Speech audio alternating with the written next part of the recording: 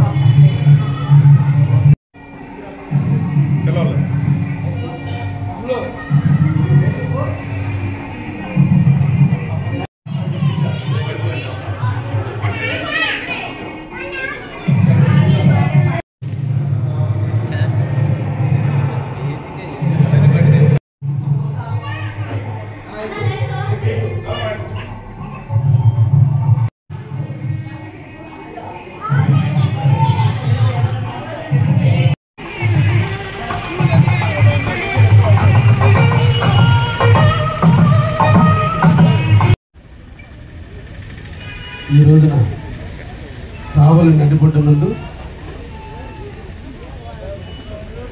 పిల్లలందరికీ రిక్రియేషన్ ఇచ్చేందుకు 6 నెలల నుంచి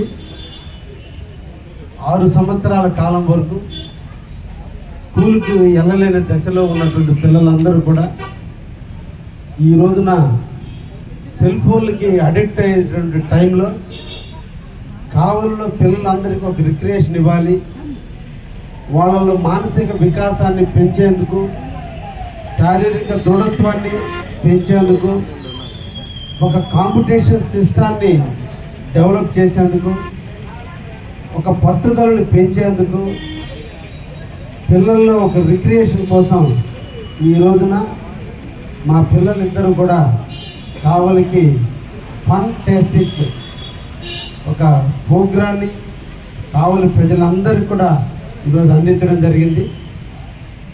మనం సంపాదించిన ప్రతి పైసా మన బిడ్డల కోసం వెచ్చిస్తుంటాం.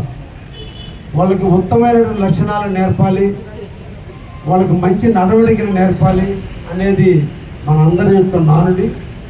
దాంట్లో ప్రధానంగా పిల్లలు బుడబుడి నడికల మధ్య నడుస్తున్నంతకాలం, వారి చిరునవ్వులు చూస్తున్నంతకాలం, వారు ఎదిగే దశలో మన బాధలు, మన కష్టాలు, మన ఇబ్బందులు అన్నీ మర్చిపోయి ఆ పిల్లలతో ఆడుకున్న 10 నిమిషాలు మన సేద తీరే టైం.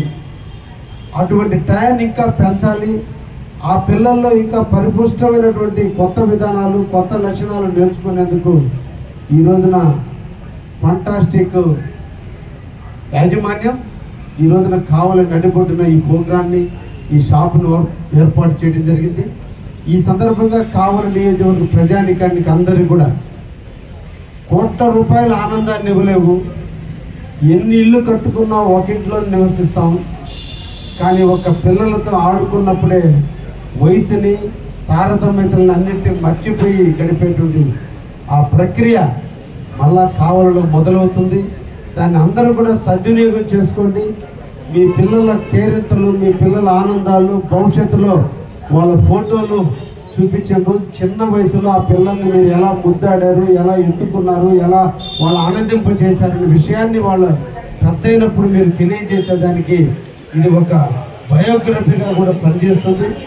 దీనివల్ల పిల్లల్లో తల్లిదండ్రుల మీద ప్రేమానురాగాలు పెరగడానికి, చిన్నప్పుడు నన్ను ఎలా ముద్దాడారో వృద్ధాప్యంలో వాళ్ళను కూడా అలా ముద్దాడాలనే భావన ఆ పిల్లల్లో రావడానికి ఇది ఒక మంచి కార్యక్రమం.